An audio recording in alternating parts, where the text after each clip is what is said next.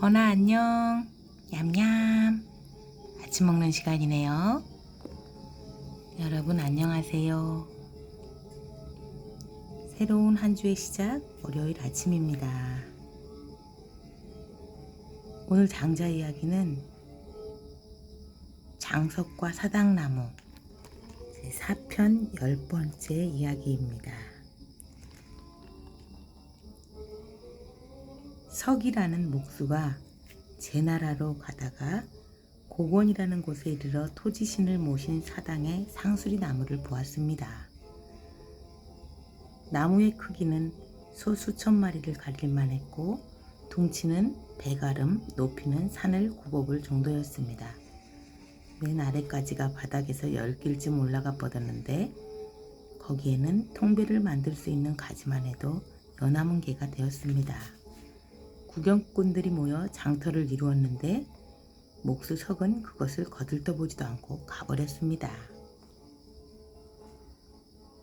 제자가 한동안 보고 나서 석에게 달려가서 물었습니다. 제가 그동안 도끼를 들고 선생님을 따라다녔지만 제목감이 이처럼 훌륭한 나무를 아직 본 적이 없습니다. 그런데 선생님은 눈여겨보시지도 않고 지나치시니 어인 일이십니까? 됐네. 거기에 대해서는 더 말을 말게. 쓸모가 없는 나무야. 그것으로 배를 만들면 가라앉고 관을 짜면 곧 썩고 그릇을 만들면 쉬 부서지고 문을 짜면 수액이 흐르고 기둥을 만들어 세우면 좀이 있을 것이니 제목이 못돼. 아무짝에도 못 써. 그러니까 저렇게 오래 살 수 있었던 거야. 목수석이 집으로 돌아오자 사당 상수리 나무가 꿈에 나타나서 말했습니다. 그대는 나를 무엇에다 비교하려는고? 저 좋다는 나무들에다 비기는가? 아가위나무, 참배나무, 귤나무, 유자나무 따위? 열매가 익으면 뜯기고 욕을 당하지. 큰 가지는 꺾이고 작은 가지는 찢기고 그런 나무들은 자기들의 열매 맺는 재능 때문에 삶이 비참하지. 하늘이 준 나이를 다 못 살고 도중에서 죽는 법이니 스스로 세상살이에서 희생을 자초한 셈이라 모든 것이 다 이와 같은 것이지. 나는 오래전부터 내가 쓸모없기를 바랐네. 몇 번이나 죽을 고비를 넘기고 이제야 완전히 그리 되었으니 그것이 나의 큰 쓸모일세. 내가 쓸모가 있었더라면 이처럼 클 수 있었겠는가? 또 그대나 나나 하찮은 사물에 지나지 않는데 어찌 그대는 상대방만을 하찮다고 한단 말인가? 그대처럼 죽을 날이 가까운 쓸모없는 인간이 어찌 쓸모없는 나무 운운한단 말인가? 석이 깨어나 그 꿈 이야기를 하자 제자가 물었습니다. 그것이 그렇게 쓸모없기를 바랐다면 왜 사당나무 노릇은 하는 걸까요? 쉬, 조용하게. 저 나무는 그냥 한 가지 방편으로 사당에 의지할 뿐이야. 사람들은 그 진의도 알지 못하고 욕을 하고 있지. 저렇게 생각이 깊은 나무는 설령 사당나무가 되지 않았더라도 다른 방법으로 잘리지 않을 수 있었을 것이다. 저 나무가 자기를 보존하는 방법은 우리 사람들과 다르지. 보통의 판단 기준으로 그것을 떠받든다든가 한다면 뭔가 빗나간 것 아니겠는가?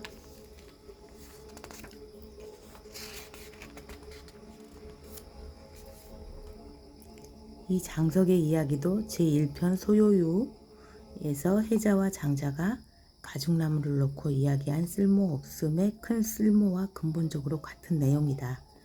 구태여 다른 점을 지적한다면 제1편에서는 장자의 가르침이 얼른 보기에는 큰 쓸모없는 것 같지만 보통의 쓸모를 훨씬 넘어서는 쓸모가 있음을 이야기한 데 비하여 여기서는 재능이 있다는 인물이 함부로 그 쓸모를 발휘하려고 하다가는 결국 정말 쓸모가 있기 전에 하늘이 준 나이를 다 못 살고 도중에 죽는 법이니 이런 식으로 재앙을 자초하지 말라는 것과 남을 쓸모없다고 판단하는 것이 부당하다는 존재론적 이유를 더욱 강조한 점 정도라 볼 수 있다.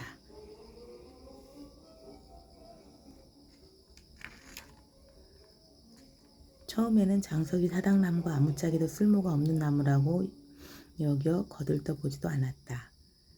장석은 그 나무를 오로지 목수의 판단 기준인 제목의 가치로만 따졌는데 꿈에 사당나무가 나타나서 장석의 단견과 일방적인 생각을 지적했다. 사당나무가 장석에게 한 말을 요약하면 첫째, 자기는 지금껏 쓸모없기를 바라다가 이제야 장석 같은 목수가 쓸모없다고 판정했으므로 마음을 푹 놓고 살아갈 수 있게 되었으니 이런 쓸모없음이 얼마나 쓸모있는 것이냐 하는 것이고, 둘째, 나무도 장석도 모두 대자연에 속한 한낱 물체로 서로 상호 보완의 관계를 맺고 있고 도의 기준으로 보면 결국 하나인데 그것도 모르고 자기를 쓸모라는 기준으로만 판단하여 배제하느냐는 것이다. 마르틴 부버의 용어를 빌리자면 사물을 나와 너로 보는 것도 시원치 않은데 당신은 사물을 나와 그것으로 보고 그것을 당신 자신의 목적을 위한 수단으로만 본단 말인가 하는 식이다. 더구나 장석 자신의 판단 기준으로 본다면 장석이야말로 죽을 날이 가까워오는 쓸모없는 인간이 아닌가. 그러니 사물을 대할 때 함부로 쓸데 있다 없다를 속단할 일이 아니라는 것을 일깨워준 것이다.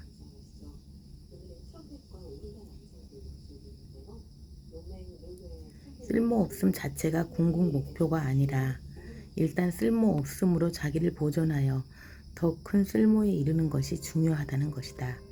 그러니 그 나무를 보고 왜 사당나무가 되었느냐고 비난하거나 또 그것이 사당나무라고 떠받드는 것은 사당나무 본래의 의도와 상관없이 인간의 평가 기준으로만 따지는 빗나간 판단이라는 것이다.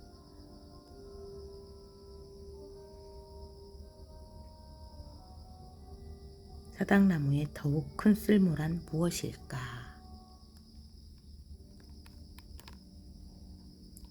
사당나무의 더욱 큰 쓸모란 무엇일까요, 여러분? 인간들이 의존하는 거죠, 사당나무라고, 큰 나무를. 결국 큰 나무는 쓸모 있음이죠. 어떤 것이든 쓸모 없음의 쓸모 있음이라는 것은 그 무엇도 하찮은 것이 없다. 바다에 있는 모래 한 알도 그 모래 한 알 한 알들이 모여서 바닷가에 큰 모래사장이 되는 거잖아요. 우리들도 마찬가지죠. 이 세상에 쓸모없음은 없다는 거죠. 하찮게 여길 게 하나도 없습니다. 길가의 풀 한 포기도.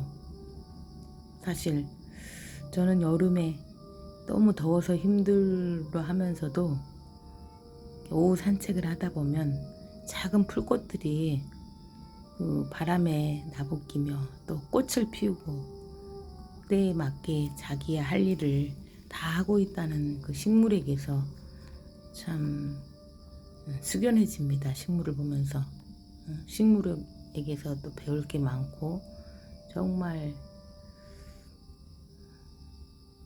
이 세상에 하찮은 것이 없다는 오늘의 이야기로 이해하고요. 우리 건이는 제 앞에 와서 배 깔고 누워있네요. 맘마는 조금 먹고. 여러분, 이제 여름을 우리가 떠나보낼 준비를 해야지요. 여름과 이별할 준비. 가기 싫은지 기승을 부리고 있습니다. 막바지 더위라고 생각하고 기운 내세요.